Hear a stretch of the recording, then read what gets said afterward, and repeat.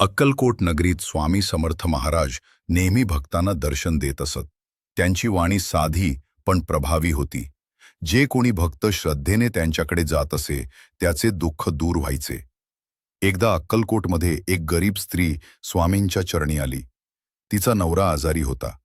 घरात अन्नधान्य नव्हते. लेकरं उपाशी होती. ती रडत रडत स्वामींना म्हणाली, महाराज, माझं संसाराचं ओझं मी पेलू शकत नाही.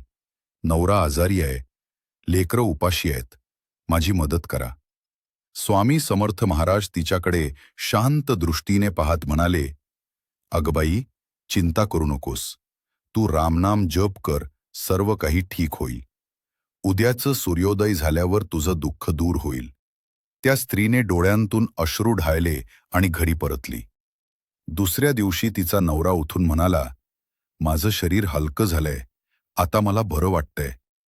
त्याच वेळी गावातील एक व्यापारी तिच्या दारात धान्याची पोती घेऊन आला आणि म्हणाला, आई, काल रात्री मला स्वप्नात एक साधू भेटले आणि त्यांनी सांगितलं की या बाईच्या घरी धान्य नाही, म्हणून मी आलो आहे.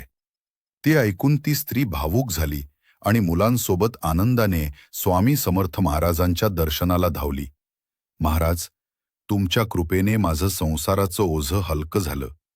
तुम्ही खरे दयामूर्ती आहात. श्री समर्थ महाराज हसत म्हणाले, अगबाई, हे सर्व ईश्वराच्या इच्छेनेच घडतं. तू फक्त नामस्मरण करत राहा. जोपर्यंत नाम आहे तोपर्यंत संकट जवळ येणार नाहीत. अशा असंख्य चमत्कारांनी श्री स्वामी समर्थ महाराजांनी गरिबांना, दुःखी भक्तांना आणि संकटग्रस्त लोकांना आधार दिला.